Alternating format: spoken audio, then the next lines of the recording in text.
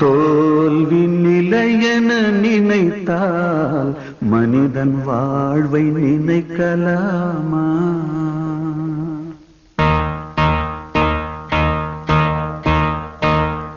தோல்வி நிலையென நினைத்தால் மனிதன் வாழ்வை நினைக்கலாமா?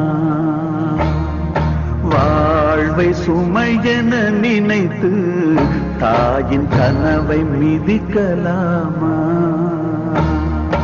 உரிமை இழந்தோம், உடமையும் இழந்தோம், உணர்வை இழக்கலாமா? உணர்வை கொடுத்து உயிராய் வளர்த்த கனவை மறக்கலாமா? தோல்வி நிலையென நினைத்தால் மனிதன் வாழ்வை நினைக்கலாமா?